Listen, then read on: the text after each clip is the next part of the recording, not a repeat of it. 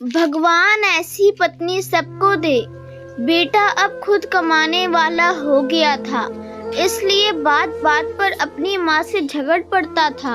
ये वही माँ थी जो बेटे के लिए पति से भी लड़ जाती थी।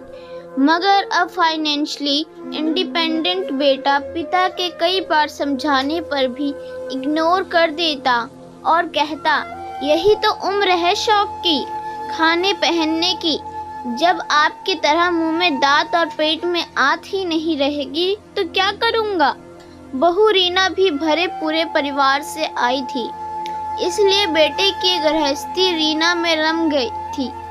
बेटे की नौकरी अच्छी थी तो फ्रेंड सर्किल उसी हिसाब से मॉडर्न थी। बहू को अक्सर वह पुराने स्टाइल के कपड़े छोड़कर मॉडर्न बनने को कहता, मगर बहू मना कर देती। वो कहता, कमाल करती हो तुम, आजकल सारा जमाना ऐसा करता है। मैं क्या कुछ नया कर रहा हूँ? तुम्हारे सुख के लिए सब कर रहा हूँ और तुम हो कि उन्हीं पुराने विचारों में अटकी हो। क्वालिटी लाइफ क्या होती है तुम्हें मालूम ही नहीं। और बहू कहती, क्वालिटी लाइफ क्या होती है ये मुझे जानना भी नहीं है, क्योंकि लाइफ की क्वालिटी क्या हो मैं इस बात में विश्वास रखती हूँ। आज अचानक पापा आईसीयू में एडमिट हुए थे। हार्ट अटैक आया था। डॉक्टर ने पर्चा पकड़ाया, 3 लाख और जमा करने थे। 1.5 लाख का बिल तो पहले ही भर दिया था, मगर अब ये 3 लाख भारी लग रहे थे।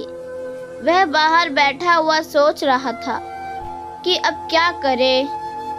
उसने कई दोस्तों को फोन लगाया कि उसे मदद की जरूरत है, मगर किसी ने कुछ बहाना कर दिया।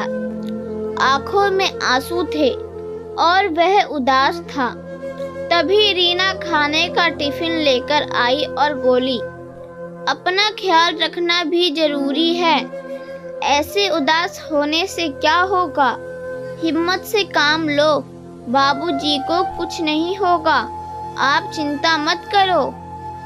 कुछ खा लो, फिर पैसों का इंतजाम भी तो करना है आपको। मैं यहाँ बाबूजी के पास रुकती हूँ, आप खाना खाकर पैसों का इंतजाम कीजिए। पति की आंखों से आंसू टप टप झरने लगे। कहा ना, आप चिंता मत कीजिए। जिन दोस्तों के साथ आप मॉडर्न पार्टियां करते हैं, आप उनको फोन कीजिए, देखिए तो सही कौन कौन मदद को आता है। पति खामोश और सूनी निगाहों से जमीन की तरफ देख रहा था कि रीना का हाथ उसकी पीठ पर आ गया और वह पीठ को सहलाने लगी। सबने मना कर दिया, सबने कोई न कोई बहाना बना दिया। रीना, आज पता चला है कि ऐसी दोस्ती तब तक की है जब तक जेब में पैसा है। किसी ने भी हाँ नहीं कहा, जबकि उनकी पार्टियों पर मैंने लाखों उड़ा दिए। इसी दिन के लिए बचाने को तो माँ बाबा कहते थे।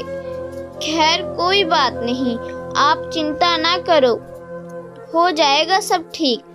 कितना जमा कराना है? अभी तो तनख्वाह मिलने में भी समय है। आखिर चिंता कैसे न करूं रीना, तुम्हारी ख्वाहिशों को मैंने संभाल रखा है। क्या मतलब? तुम जो नई नई तरह के कपड़ों और दूसरी चीजों के लिए मुझे पैसे देते थे, वो सब मैंने संभाल रखे हैं। माँ जी ने फोन पर बताया था 3 लाख जमा करने हैं। मेरे पास 2 लाख थे, बाकी मैंने अपने भैया से मंगवा लिए हैं। टिफिन में सिर्फ एक ही डिब्बे में खाना है, बाकी में पैसे हैं। रीना ने थैला टिफिन सहित उसके हाथों में थमा दिया। रीना, तुम सचमुच अर्धांगिनी हो। मैं तुम्हें मॉडर्न बनाना चाहता था, हवा में उड़ रहा था, मगर तुमने अपने संस्कार नहीं छोड़े। आज वही काम आए हैं। सामने बैठी माँ के आंखों में आंसू थे। उसे आज कुछ खुद ही नहीं बल्कि पराई माँ के संस्कारों पर नाज था और वो बहू के सर पर हाथ फेरती हुई ऊपर वाले का शुक्रिया अदा कर रही थी। दोस्तों, इस कहानी पर आपकी क्या राय है? कमेंट बॉक्स में ज़रूर बताएं। चैनल को लाइक और सब्सक्राइब करना ना भूलें। धन्यवाद।